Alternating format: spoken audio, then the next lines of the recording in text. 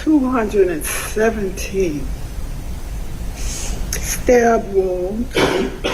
How do you walk away from someone who refuses to let you go, even if it costs you your life? The night she said she was done was the night everything changed. She thought ending the relationship would bring peace. But instead, it unleashed a rage so violent, so horrific, that investigators struggled to understand how any human could carry it out. A missing woman, a message begging for space, and a chilling discovery buried in the marshlands just days later. What pushed one man over the edge? And how did a quiet breakup turn into one of the most brutal crimes Massachusetts has ever seen? Stay with me, because the truth behind what happened next is darker than anyone imagined. Before everything collapsed, life still had moments of softness. Sherell was known for her warmth, steady, gentle, the kind of person who loved deeply, even when life didn't always love her back. She was 40 years old, but she carried an energy that felt younger, fresh. The kind of spirit that made people smile without even knowing why. To her friend, she was the one who checked in, the one who remembered birthdays, the one who stepped into the room and somehow made it lighter.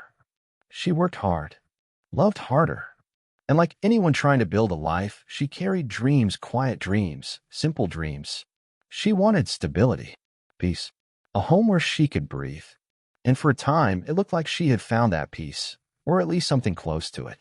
She had been in a relationship with a man named Bruce Maiben, someone she once trusted, someone she believed had good inside him, even when the red flags whispered otherwise. She tried to see the best, tried to give chances, tried to love in a world where love doesn't always come back gentle. Because that's who Sherell was. She believed in people. She believed they could change. But belief can be dangerous when it's not shared, when it's not respected, when someone mistakes love for possession. In the months leading up to her death, the cracks began to widen. Friends noticed her energy shift. The brightness dimmed just a little.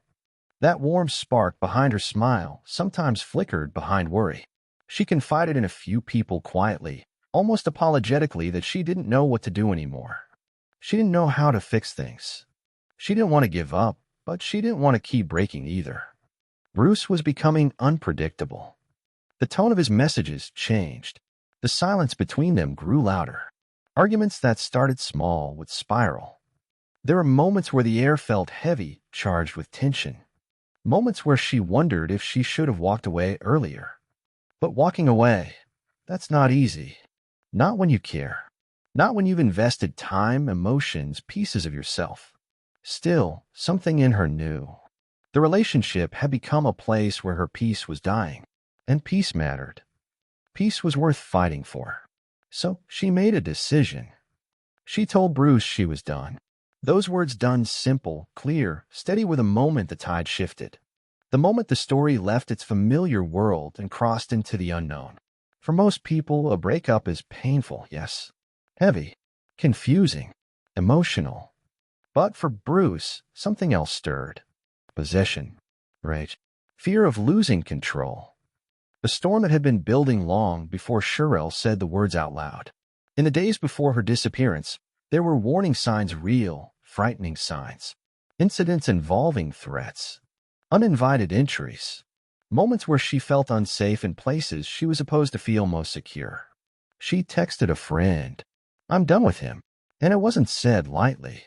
Because ending a relationship like this is not simple, not clean, not predictable. There is always a moment right at the edge where someone tries to step away, and the other person, unable to accept it, tightens their grip. Sherell tried to pull away. Bruce refused to let her go. December 19th, 2021. A cold Massachusetts day, where the world moved on with holiday lights and early sunsets and the soft hum of winter. A day like any other to most. But the day everything shifted for Sherell's family and friends. She was reported missing. People searched, called, hoped. But silence answered back. 2 days later, on December 21st, a discovery was made in a marsh along Route 107. Quiet place. A lonely place. The kind of landscape that keeps secrets until someone forces it to speak.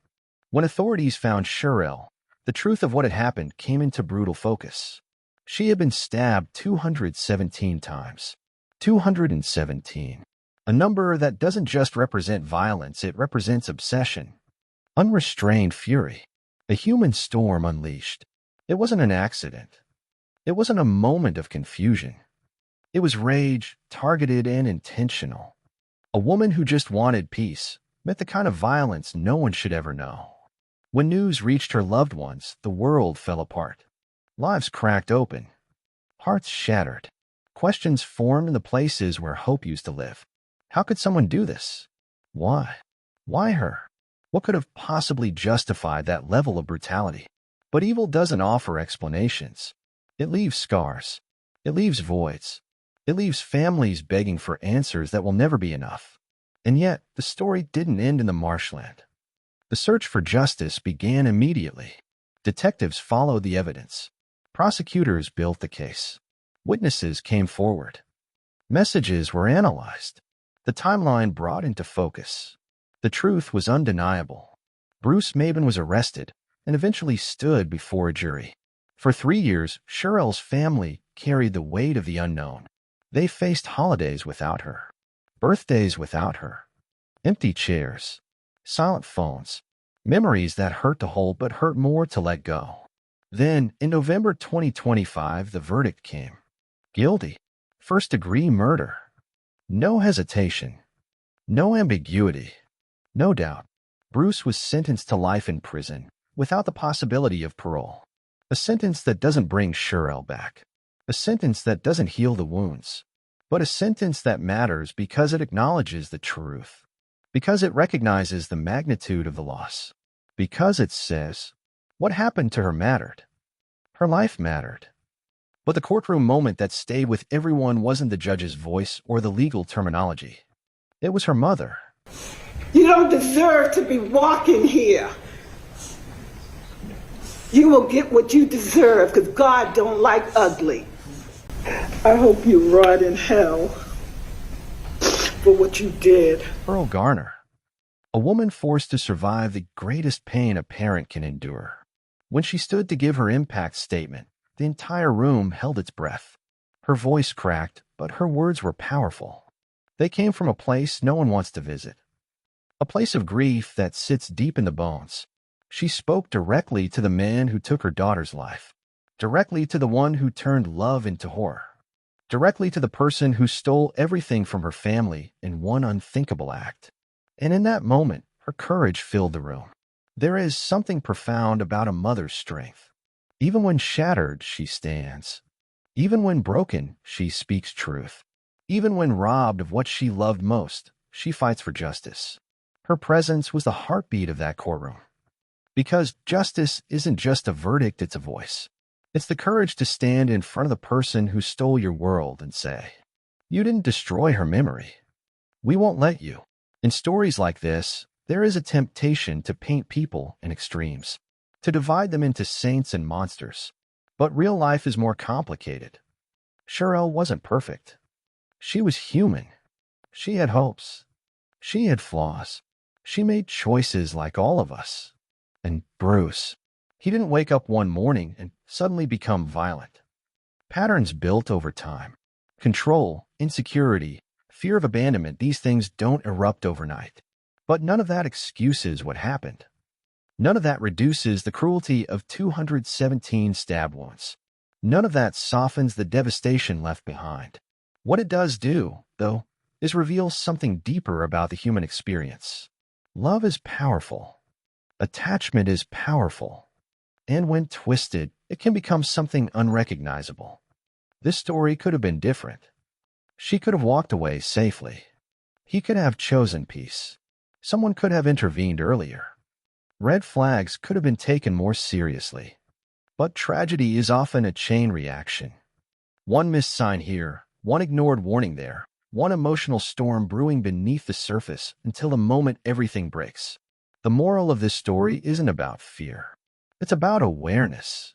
It's about listening to that inner whisper that says, this isn't safe. It's about trusting yourself when your peace starts shrinking. It's about recognizing the difference between love and control. Because love doesn't break into your home. Love doesn't threaten you. Love doesn't punish you for leaving. Love doesn't end in violence. Love lets go. Love respects boundaries. Love heals, not harms. Sherell tried to walk away. She was brave enough to say she wanted something better. She wanted peace. And for that bravery, she paid the ultimate price. But her story does not disappear into the silence of tragedy. It becomes a reminder, a warning, a call to pay attention to the world around us and the people we allow close to our hearts. Her life meant something. Her story matters. Her voice through the ones who loved her still speaks. And in the end, here is the truth. We honor people not by hiding their pain, but by learning from it. We honor victims not by reducing them to the moment they died, but by remembering how they lived. Sherell lived with love. She lived with warmth. She lived with hope. And though her story ended in heartbreak, her legacy continues in every person who hears her name and understands that boundaries matter. Safety matters, and no one deserves to be harmed for choosing themselves. If this story moved you, if it made you pause, reflect, or feel something deep in your chest, consider subscribing or sharing. Not for the algorithm, not for the numbers, but because stories like this remind us of something important. Every life has value. Every voice deserves to be heard. And every act of awareness can save a life.